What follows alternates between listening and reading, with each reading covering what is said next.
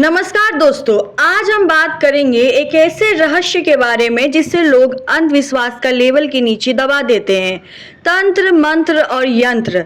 लेकिन अगर हम वेदांता और मॉडर्न साइंस दोनों के दृष्टिकोण से देखें तो समझ आता है कि ये कोई जादू टोना नहीं बल्कि एक साइकोलॉजिकल और एनर्जेटिक साइंस है।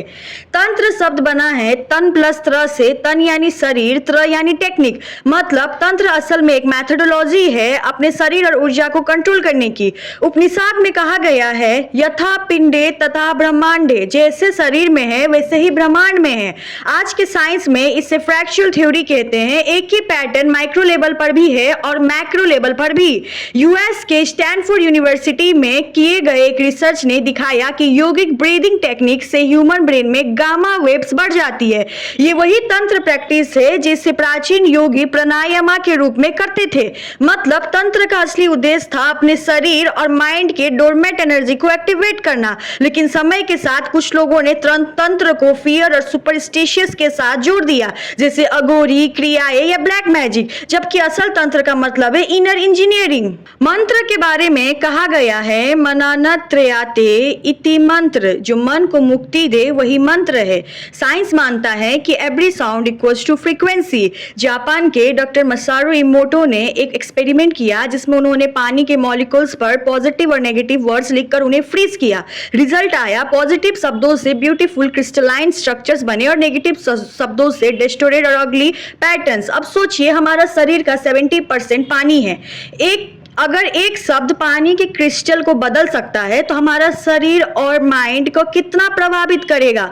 इसीलिए जब आप ओम का जाप करते हैं वो एक 7.83 हर्ट्ज रेजोनेंस क्रिएट करता है, जो एग्जैक्टली अर्थ की नेचुरल फ्रीक्वेंसी के बराबर है। मतलब ओम का जाप करना लिटरली आपके ब्रेन और धरती के वाइब्रेशन को सिंक कर देता है। वेदांता भी कहता है ओम इति एकाक्षरम ब्रह्म, ओम ही परम सत्य है। यंत्र का मतलब है एक सिंबलिक डिवाइस जो एनर्जी और फोकस को एकाग्र करता है।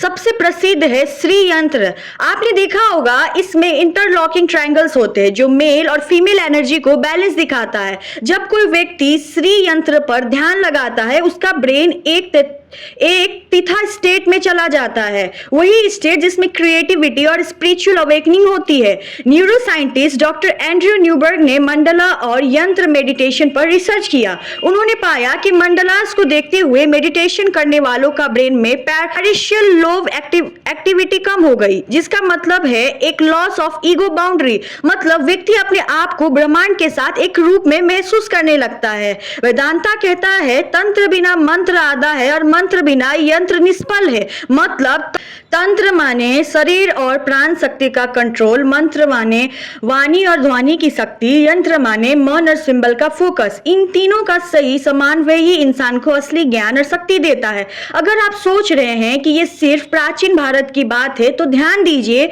आज के एफर्मेशंस एप्स इक्वल्स टू मंत्र, आज की जियोमेट्री थेरेपी और मंडला कलरिंग इक्वल्स टू यंत्र, और आज के योगा और ब्रीथ वर्क इक्वल्स टू तंत्र। मॉडर्न दुनिया सिर्फ पुराने ज्ञान को नए नाम देकर यूज कर रही है। साइकोलॉजी में एक कंसेप्ट है न्यूरोप्लास्टिसिटी। मतलब हमारे थॉट्स और हैबिट्स हमारे ब्रेन लिटरली रिवाइर कर देता है। जब आप एक मंत्र रिपीट करते हैं आप अपने सबकॉन्शियस ब्रेन को रिप्रोग्राम कर रहे होते हैं। जब आप एक यंत्र या मंडला देखते हो आप अपने स्कैटर्ड थॉट्स को एक पॉइंट पर ले आते हो। जब आप तंत्र प्रैक्टिस करते हो आप अपने ऑटोनॉमिक नर्वस सिस्टम को रेगुलेट करते हो। ये वही है जो वेदांता हजारों साल पहले कह रहा था, मन वाणी शरीर तीनों का कंट्रोल करना सीख लो तो तुम अपने अस्तित्व को बदल सकते हो।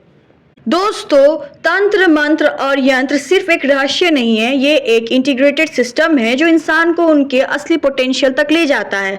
साइंस हमेशा फिजिकल प्रूफ चाहता है और स्पिरिचुअलिटी हमेशा एक्सपेरिमेंटल प्रूफ देती है। जब दोनों को मिला दो तो समझ आता है कि प्राचीन भारत का ज्ञान सिर्फ मैथोलॉजी नहीं था बल्कि एक साइको स्पिरिचुअल साइंस था। अंत में एक श्लोक याद आता है, मना सेवा इदम अप्तव्यम नेहा नाना अस्ति किंचन। हो सकता है मेरे शब्दों का उच्चारण में गलत हो, लेकिन इसका मतलब है पूरे ब्रह्मांड का सत्य सिर्फ मन के द्वारा ही समझा जा सकता है और असल में कोई दूसरा भीड़ नहीं है, सब एक ही है। तो सवाल ये है कि आप अपने शरीर, शब्द और सिंबल्स का उपयोग अपनी जिंदगी को ट्रांसफर करने के लिए कर रहे हो या बस दुनिया को वाइब्रेशन कंट्रोल करने में जी रहे हो। तो अगर आपको मेरे वीडियो पसंद आए तो चैनल को लाइक, कमेंट, सब्सक्राइब जरूर करिएगा और मेरे पिछले वाले वीडियो टाइम इज इल्यूजन में ढेर सारा प्यार मिला है, उसके लिए ढेर सारा थैंक यू। ऐसे ही सपोर्ट करते रहिए। तब तक के लिए टाटा, बाय बाय।